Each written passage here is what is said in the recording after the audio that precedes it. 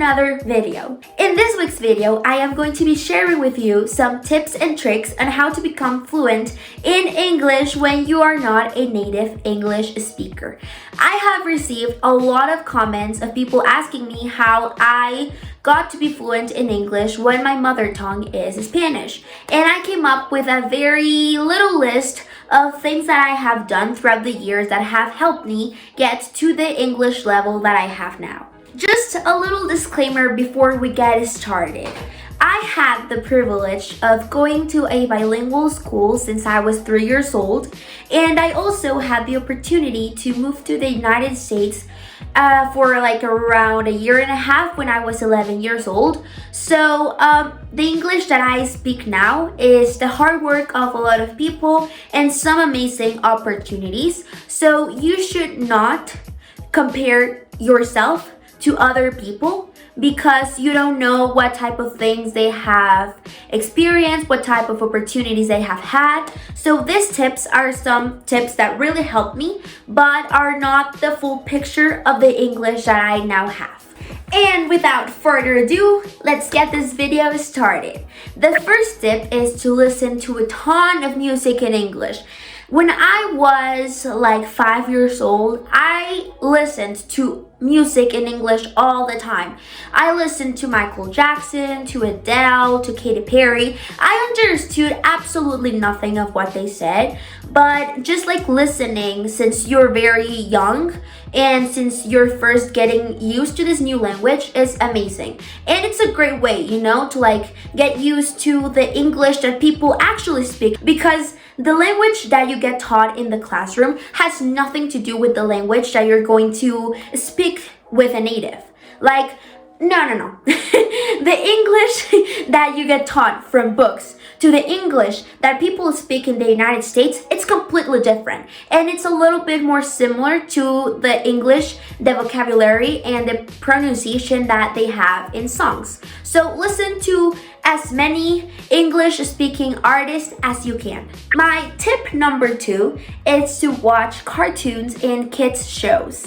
This is a very easy way to get your ear used to listening to native English speakers, because kids shows use a pace that I find to be a little slower than adult shows or in general like adult movies, and they also use a very simple vocabulary. They do not tend to use like common slang that you listen on the streets. They use very simple, well-structured sentences so that you understand the idea.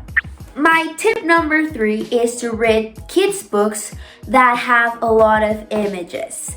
This is a very easy way to start understanding written English, because it's something really different to speak English than to listen to English, than to read and understand what you're reading.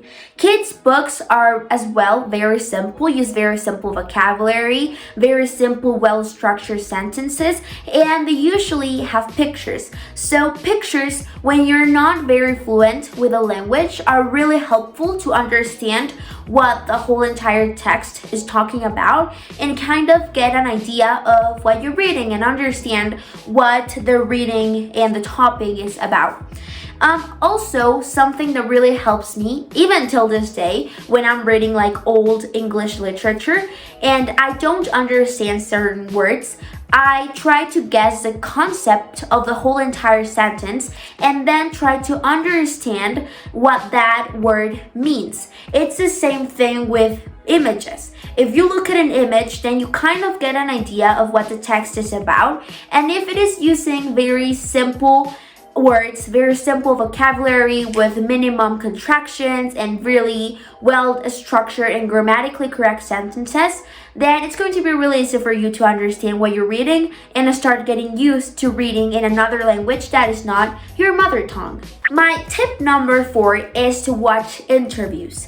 This is a really great way of learning English and getting used to English because it is super fun and it's a great way of seeing a real-life conversation between native speakers, especially when it's the host inviting like stars and them talking about their lives and making jokes. kind of like the Late Late Show or carpool karaoke. You get used to this vocabulary that you don't listen to in school or in the classroom, because native speakers use some words that you are never taught in the classroom about, or they use words in different contexts, yet you don't understand what they mean. It's like the TikTok slangs. If someone tells you that's cap, then you automatically think, oh my god, cap, like the thing that you put on your head. But no, they're actually meaning that you're lying. So it's kind of like this, getting used to what's actually heard on the streets and not just what your English teacher taught you that a certain word meant. And my last pro tip is to speak to yourself. I know that you might look crazy when you're speaking to yourself, but it's a great way of getting your mouth and tongue used to pronouncing words. Even till this day, I sometimes get stuck in certain pronunciations and certain syllables, and my tongue gets like twisted. And because, I regularly speak in Spanish all the time, and I even realize that when I'm speaking in Spanish and then I come to my room and try to film a video, my tongue just is not working as it should. And talking to yourself on a daily basis makes your tongue like easy to slide and easy to pronounce the sounds as a native. For example, Americans, the R's, they don't pronounce R's as in Spanish, because in Spanish, I roll the R's. So I sometimes have a hard time pronouncing the R's in the American way because I accidentally roll them. Or the L's, the T's, for example, the word editor, it should be pronounced like editor, but it sounds weird to me, and my tongue gets stuck in the second T.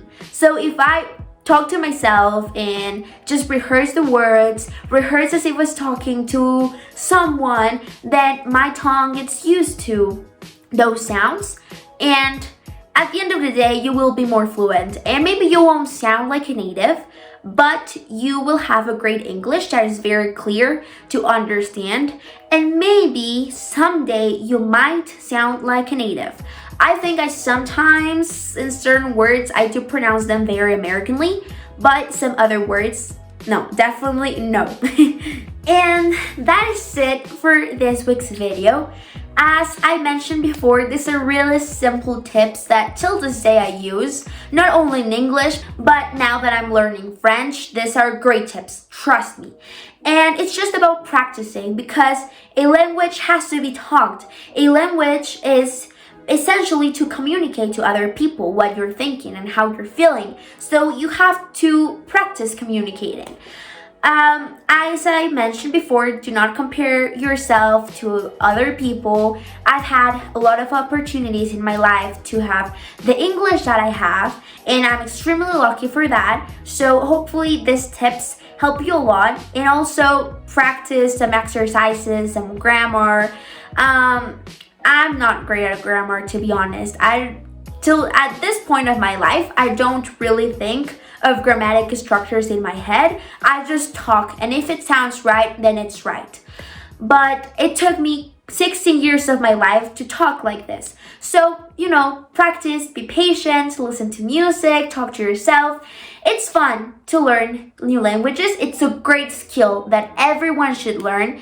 I know not everyone has the opportunity to do it, but if you do, you should definitely take the risk and learn another language, talk to other people, and expand your horizons. So if you like this type of more educational content, do not forget to subscribe to my channel. I have a whole entire series on the RISE scholarship. This is also very academic, so I received a lot of comments in those RISE videos about how I speak English, so you should definitely go check out that playlist.